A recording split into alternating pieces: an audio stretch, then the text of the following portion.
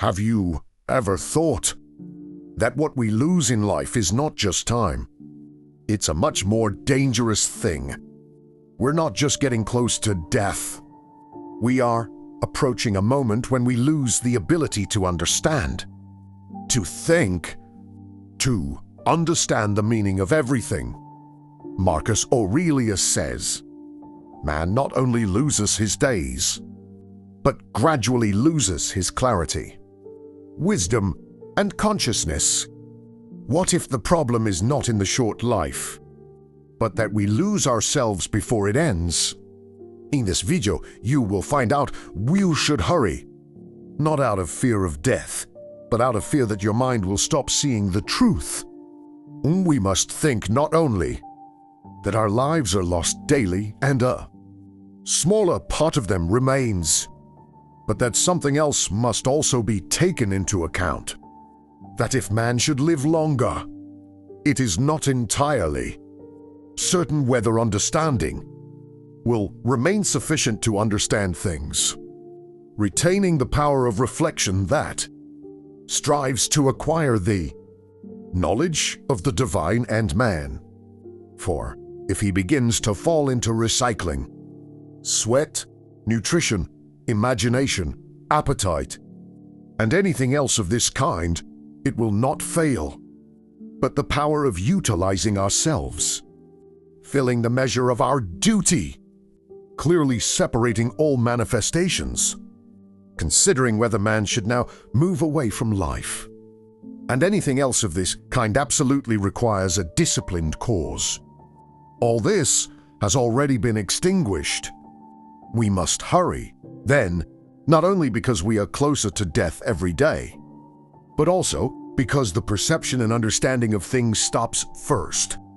Dois, we should also note that even things that follow things that are produced according to nature have something fun and attractive. For example, when the bread is baked, some parts are divided on the surface, and these parts that open and have a certain way that contradicts the purpose of the baker's art are somehow beautiful and in a strange way that arouses the desire to eat. Again, figs, when very mature, open. In mature olives, the circumstance of its proximity to the rot adds a strange beauty to the fruit. The ears of the corn that bend, the lion's eyebrows, the foam that flows from the mouth of wild pigs, and many other things, although they are far from being beautiful if a man should examine them alone, still, because they depend on the things that nature forms, help to decorate them and please the mind. So that if a man has a deeper feeling and insight regarding the things that are produced in the universe, there is hardly one of those that follow on the path of consequences that will not seem to be in the way of disposal to give pleasure. Thus he will see even the true jaws of wild beasts with no less pleasure than that, shown by painters and sculptors by tradition. In an old woman and an old man he will be able to see a certain maturity and beauty, the attractive beauty of the young man who will be able to look at with chaste eyes.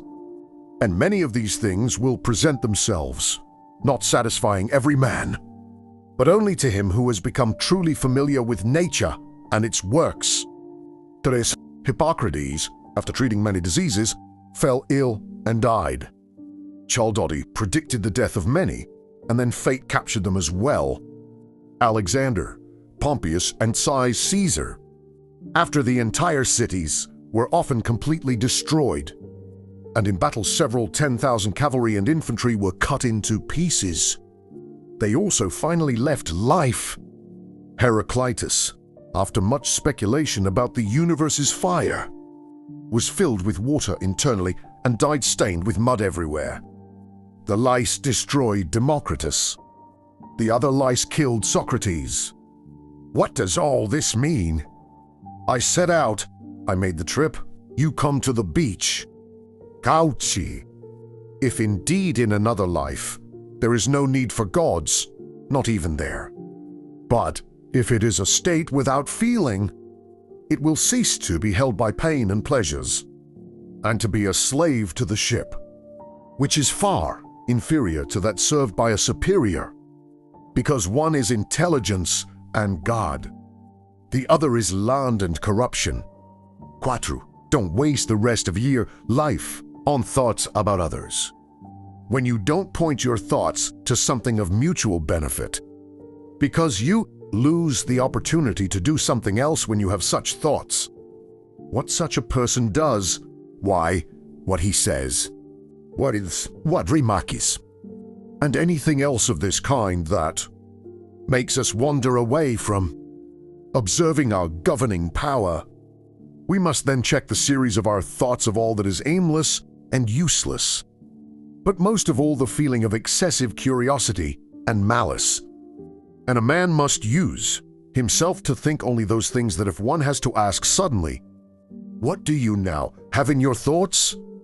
with complete openness, you may answer immediately, this or that, so that it should be clear from your words that everything in you is simple and good, and as befits a social animal, an animal that does not care about thoughts about pleasure or sensory enjoyment at all, and has no competition, envy, doubt, or anything else for which you should say that you were in your mind.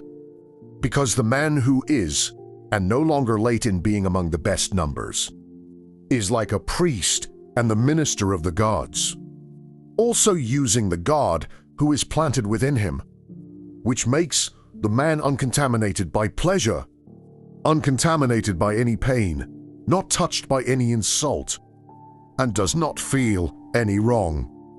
A fighter in the noblest battle, a person who cannot be overcome by any passion, deeply dyed with justice, and accepts with all his spirit everything that happens and is assigned to him as part of it, and not often, not yet without great necessity and for the public interest.